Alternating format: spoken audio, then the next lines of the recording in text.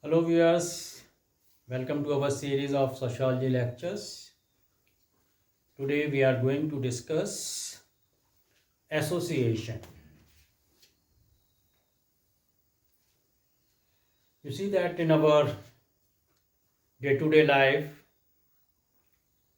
we require such organization which fulfill our various needs, various desires, certain interest.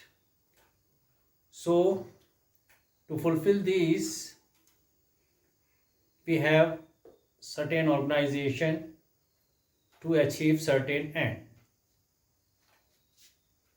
So in day-to-day language, these association which fulfill our some needs are called association. So we find that in our society various associations are there, like students union, some political parties, trade union, some religious organizations, many of the NGOs, some entertainment club, some religious groups, whatever is formed to achieve a particular goal related to any particular aspect of life. If we see its proper definition, see that an association is an organization deliberately formed. It is formed deliberately. An association is an organization which is deliberately formed. It means it is formed keeping in mind certain goal, certain purpose. It is not that we get up one day and just say that I want this. No, you have certain goals in mind. You have established that organization to achieve certain goal. You have certain objective. So it is formed with a purpose, deliberately formed. Why it is formed? For the collective pursuit of some interest. Particular interest is there. Particular interest or set of interests. Might be a particular goal only, or there might be set of interest. So many of the associations are there which have set of interest. Most of the cases we have the set of interest. In some case it might be only particular interest. So it is deliberately formed for the collective pursuit of some interest or set of interest which its member share. All those who are the member of that organization, they share the same interest. You have joined an entertainment club,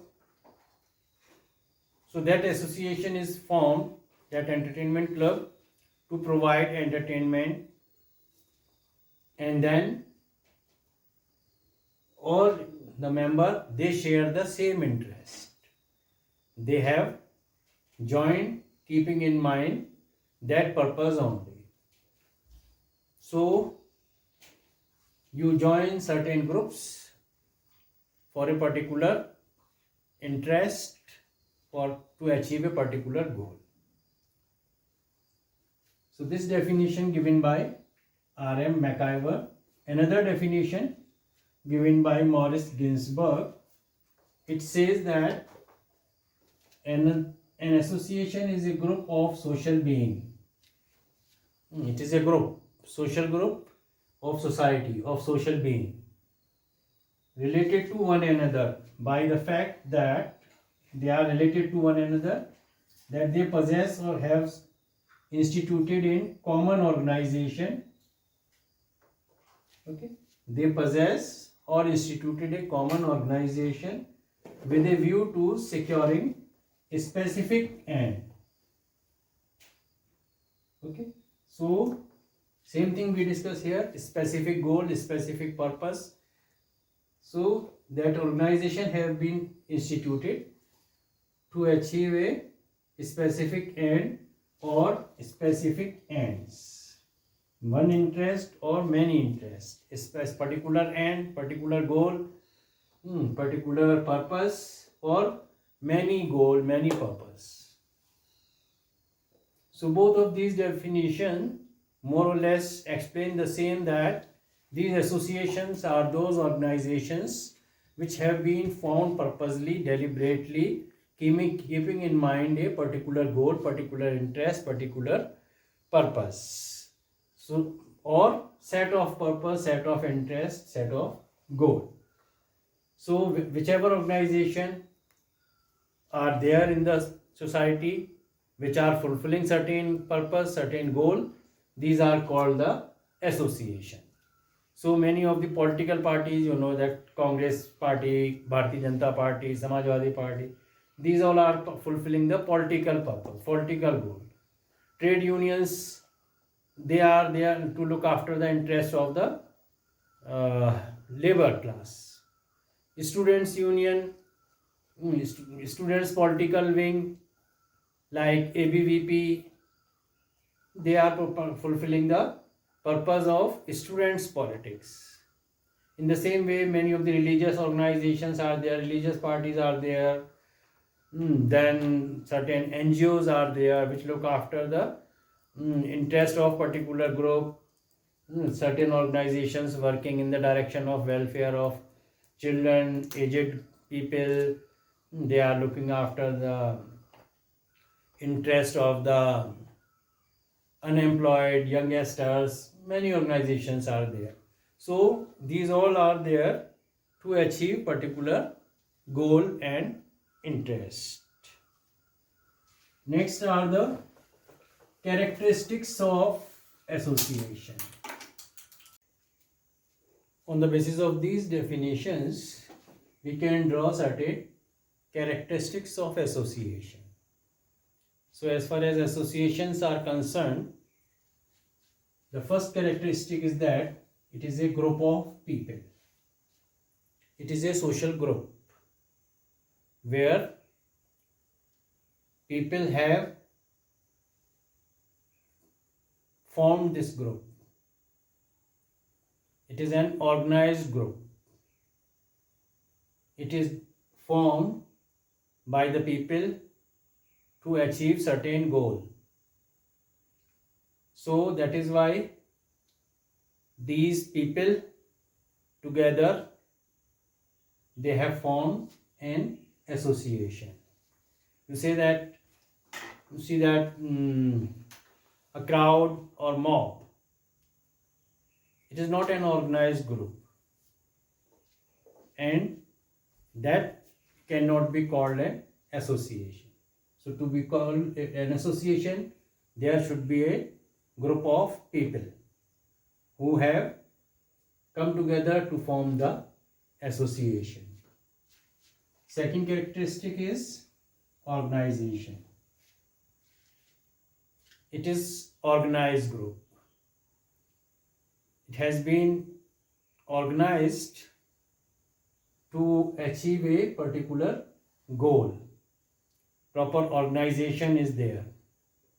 Proper rules and regulation are there.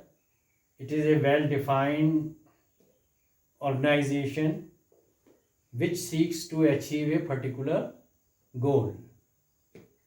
Okay, so proper organization is there, and it has common aims and objective. Its interests are common. What does it want to achieve? What are its objectives? What are its interests? All are common. They have established a trade union So that trade union is to look after the interest of the laborers, to look after that their interest, their purpose is achieved. Their interest is to provide welfare to the laborers. So in that way, all these associations, whichever is there, if it is an NGO, then its purpose will be to provide relief to the people, to do social service. If it is a religious organization, then its purpose is to look after the interest of that religious group. Okay. If it is a political party like Congress, so its purpose is to provide a political background to contest election, to by winning the election to run the nation, to parties to act as a opposition party if they have not won the election, then to check the ruling party, like this. So they have the common interest and objectives. Next one is regulation of relations. All the associations, they have a set of rules and regulation, and everyone has to follow these regulations, these laws, the norms of the association. Everyone has to follow. So the members of that association, they have to keep in mind that there is a set of rules and regulation which each and every member has to abide. If there will be no rules and regulation, then what will happen? That organization won't be able to get their purpose, to get their desired goal. So to achieve your purpose, to achieve your desired goal, to achieve your objective, you have to be very particular. You have to follow all the rules and regulations set by the association. So each and every association is regulated by certain laws, certain do's and don'ts are there. You have to do this, you have not to do that. Okay. So whenever you join any organization, you are told that these are the set of rules which you have to follow. Okay. So rules of regulation of relation is there. The relationship of each and every individual are regulated in such a manner that there is no chaos, there is no conflict, and they achieve their desired goals by following these regulations. Then next one is cooperative spirit. All the members of that association, they cooperate with each other.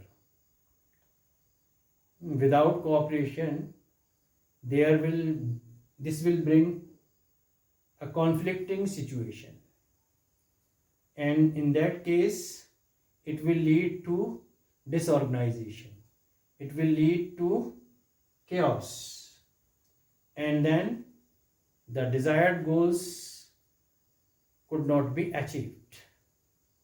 Okay. So all the members of association, they have a cooperative spirit. They know that what they have to do, what is expected from them. So all the members, they together, they cooperate with each other and then achieve their desired goals. Suppose anyone has joined a football club. So football club has been established to give the training to the youngsters. to prepare the players, football players who can participate at the state level, university level, college level, national level, like that. So in that way, where all people are there, they have to cooperate with each other, they have to abide the practice session rules and regulation, they have to come on time for the practice session. There will not be any ill feeling against each other. So in that case only they can achieve the desired goals. Next is durability. It depends what is their goal. Some association are lifelong association, while some are only for time being. They have been established only for time being, the goal is achieved, and then this comes to an end. For example, family. Family is an association which is with us for lifelong. We are the member of our family, of our nears and dears throughout our life. We remain in touch with them, we lead our life there. Then there might be some association which are only for short term, like a relief camp. Relief camp was established at the time of emergency. Some earthquake came, some flood came, so it was established, and then its goal is over. Now that emergency is over, and then it comes to an end. So its durability depends which type of association it is. Next is voluntary membership. Most of the association where you join deliberately because you want to achieve that goal, you join that group. You have joined a particular school or college or university because you want to pass that examination. So your membership is voluntary. No one forced you. You chose it yourself. Or you joined a cricket club, football club, or gym just to get the training in that field. So you join that association voluntarily. Then association as agencies. These associations, they work through the agencies. Those who are the member, they are well organized. These members, those who have joined these association, they work as a team. They work as a team to achieve the goal. Okay, so association work as an agency in the direction to achieve their desired goal. Then association, they have a legal status. These associations are established on the basis of a proper organization, proper structure, and they have a legal status in the sense that they can be sued if they do not follow the norms of the society, if they do not give the desired services for which they are established. So the members, those who are the member of it, they can be sued, or the members can sue them. So it has a legal status. It is established on the basis of the laws of the land, and these laws are applicable on them, which they have to abide. If they do not abide, then cases can be filed against them. Okay, so these all are the main characteristics of association. So that's all in this topic. Thank you very much. Hope you enjoyed this video.